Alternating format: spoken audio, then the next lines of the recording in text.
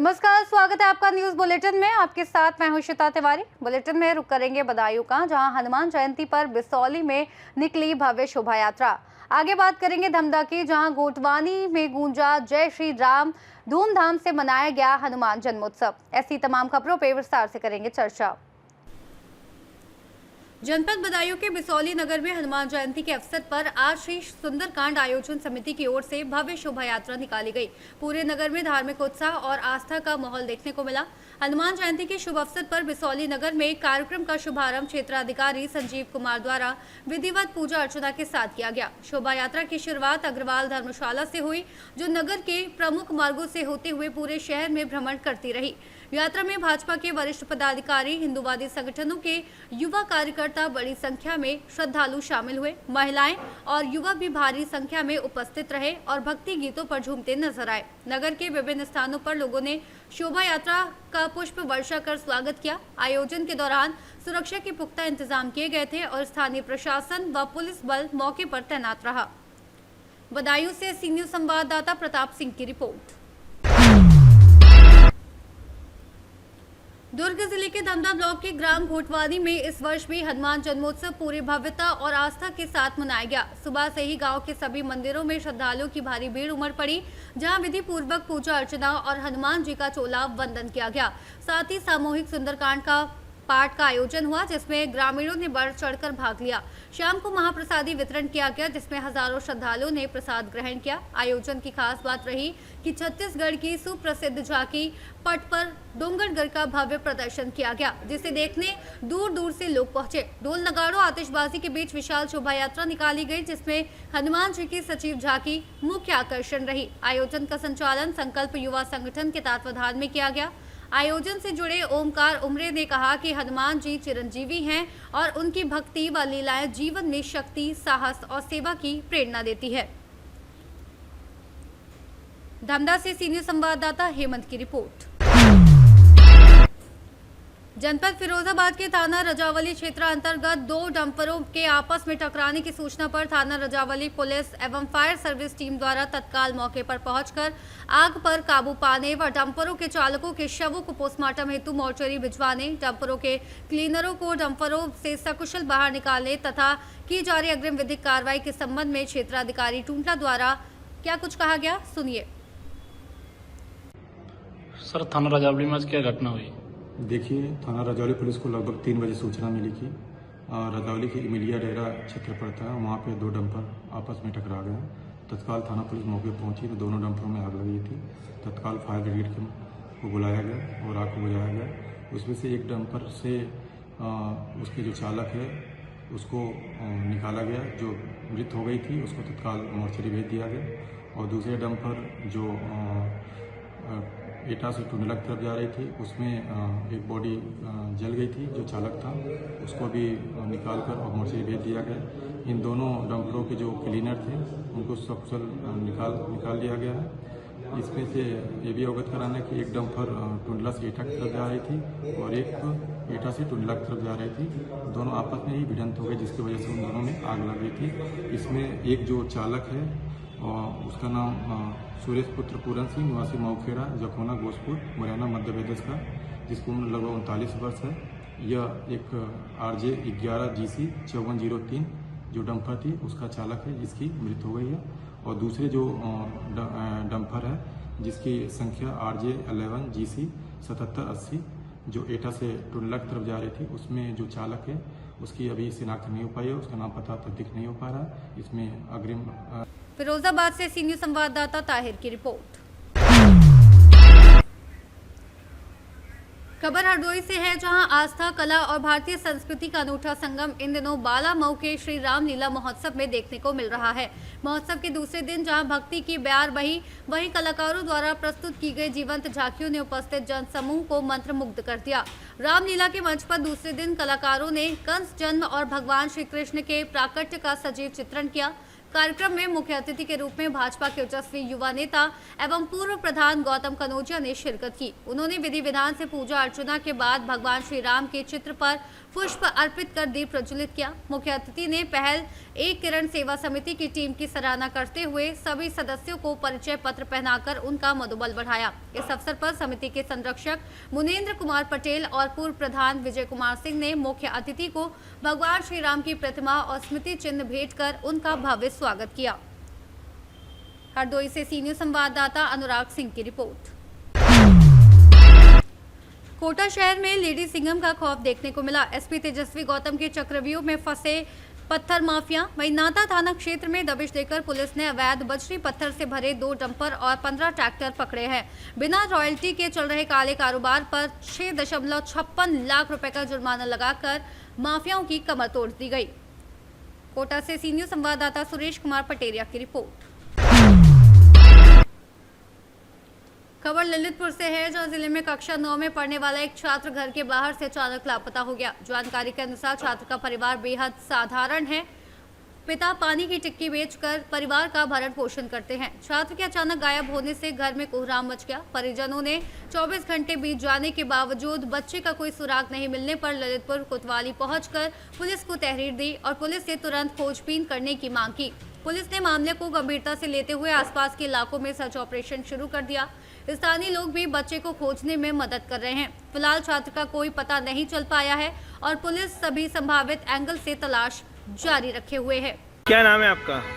सुरेश। कहाँ रहते हैं आप? घुसियाना। अच्छा, क्या काम करते हैं? टिक्की का। अच्छा, क्या मामला लेकर आए आप? क्या हो गया आप? तो मेरा बच्चा खो गया। क्या कब से खोया है? परसों से खो गया। कितने सा? हाँ, 4 बजे तक। कितने साल का था बच्चा था? 14 साल का। क्या नाम है उसका? उत्तम। कौन सी क्लास में पढ़ता था? जौन पढ़ाते जी 9 में पढ़ाते थे। अच्छा, तो कैसे खो गया? वो क्या रात में जुलूस में चलना है। हाँ। तो हम कहे तुम नहीं जाओ, हम जा रहा है। तो भाई छोड़े आए घर पे और मैं न खा आओ। भाई घर पे छोड़े आए, घर से फिर पता नहीं कहाँ चला गया। किस पे शक है आपको?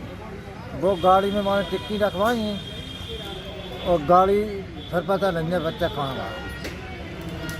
अच्छा, कितने घंटे गुजर चुके हैं अभी बच्चे को? 24 घंटा हो गया। ललितपुर से सीनियर संवाददाता विकास सोनी की रिपोर्ट।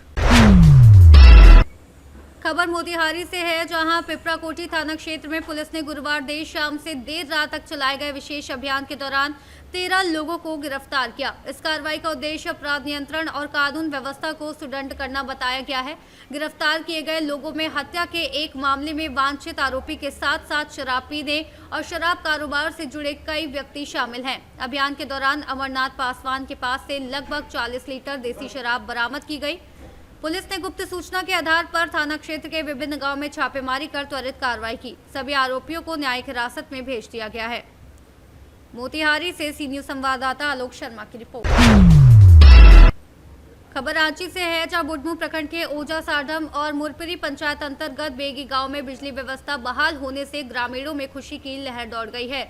जले हुए ट्रांसफार्मरों को महज 48 घंटे में बदलकर बिजली आपूर्ति शुरू कर दी गई है। शुक्रवार को आयोजित कार्यक्रम में नए ट्रांसफार्मरों का उद्घाटन फीता काट कर किया गया। विधायक प्रतिनिधि समीम बड़ेहार ने कहा कि जहां कई जनप्रतिनिधि समस्याओं से दूरी बनाते हैं, वहीं विधायक सुरेश कुमार हर समस्या के समाधान के लिए सक्रिय रहते हैं। उन्होंने बताया कि बिजली बहाली के लिए तेजी से कार्रवाई की गई और 48 घंटे के भीतर नए ट्रांसफार्मर स्थापित कर दिए गए। इस अवसर पर बबलू राव, मुखिया राजू राव, मुद्दसिर अहरार, आफ्ताब आलम, यूसुफ अंसारी और सैकड़ों ग्रामीण उपस्थित रहे। ग्रामीणों ने समय पर कार्रवाई के लिए जनप्रतिनिधियों के प्रति आभार व्यक्त किया और आशा जताई कि भविष्य में भी समस्याओं का त्वरित समाधान होगा।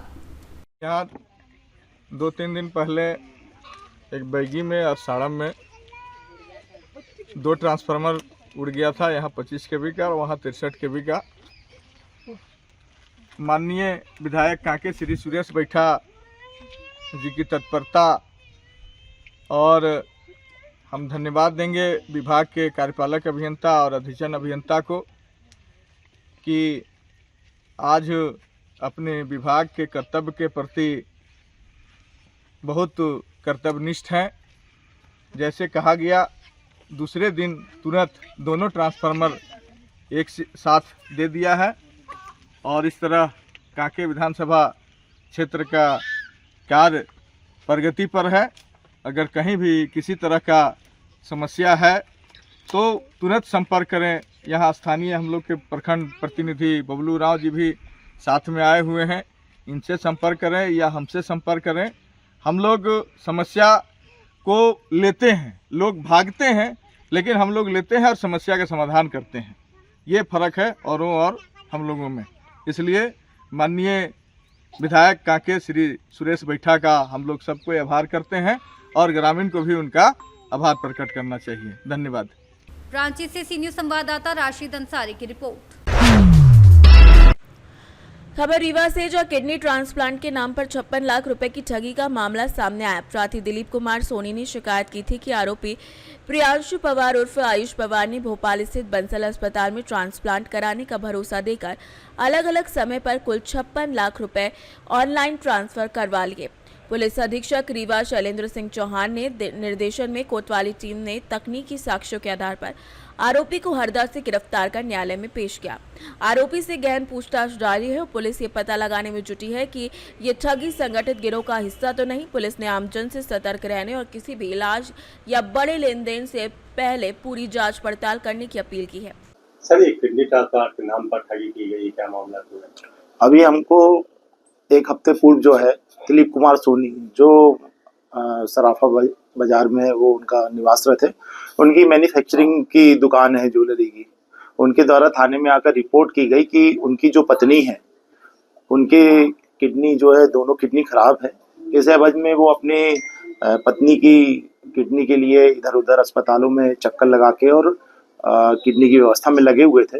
उसी समय जो है प्रियांशु पवार नाम का एक लड़का, जिसका परिचय इनकी बहन जो कि कोटिल एकेडमी इंदौर में पढ़ती थी, वहीं पर ये प्रियांशु पवार भी वहीं पर पढ़ता था, जो उसने अपनी किसी बड़े ओहदे को लेकर उसने अपने झांसे में लिया और उसी से ही बहन के परिचय के माध्यम से उसके भाई का परिचय हुआ और धीरे धीरे उन्हें जाली सर्टिफिकेट बंसल अस्पताल के उनको प्रोवाइड कराता था व्हाट्सएप के माध्यम से, और इस विश्वास पर वो आकर और उन्होंने इस प्रकार से 4 महीने में 56 लाख रुपए उसे दे दिए थे। चलिए, डाउट कैसे हुआ, कैसे समझ में आया कि ये था? चूंकि उसके फैमिली वाले जो थे विश्वास में थे कि उन्हें जो किडनी का डोनर उन्हें मिल जाएगा, जिस हिसाब से वो पेपर वर्क तैयार करता था फर्जी जीपीटी से, एआई टूल से, तो उनको बिल्कुल भी कहीं ऐसा शक नहीं हुआ कि हमारे साथ धोखाधड़ी कर सकता है। लेकिन आरोपी कहाँ से पकड़ा गया? आरोपी को हमने जो है हरदा से पकड़ा है अभी परसों के दिन। प्रियांशु के साथ कोई और भी है संलिप्त इस मामले में? नहीं, प्रियांशु अकेला है, क्योंकि उसी के खाते में पैसा आता था और जो दूसरे खाते यूज किए गए हैं वो उनकी वेरीफाई करा रहे हैं हम कि इसमें और किसी और का इन्वॉल्वमेंट तो नहीं है। और अभी तो हमारे विवेचना में अभी एक ही आरोपी बना है। कैसे मालूम चला कि जो डॉक्यूमेंट बनाया गया फर्जी है, मतलब साफ नहीं है? जब हमने उसको गिरफ्तार किया तो उसके पास से हमें 2 मोबाइल मिले थे। उस मोबाइल में जब हमने अंदर उसकी खोजबीन की तो उसमें एक एआई टूल्स होता है ChatGPT का, उसके माध्यम से वो उस पर कमांड देता था और जो पेपर वर्क प्रार्थी के पास मिला है वही पेपर वर्क जो है उसके एआई टूल्स में हमें अभी मौजूद मिला है, जिसमें हम IT एक्ट की धारा बढ़ाएंगे और उसमें और भी हम कड़ी कार्रवाई करेंगे। पहले ऐसे फर्जीवाड़ा किया, इससे पूर्व में भी कई फर्जीवाड़े किए।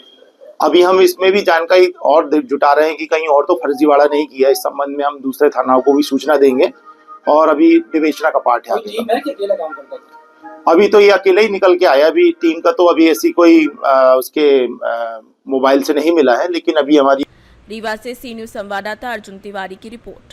फिलहाल के लिए न्यूज़ बुलेटिन में बस इतना ही। देश और दुनिया की तमाम बड़ी खबरों को जानने के लिए देखते रहिए सी न्यूज़ भारत।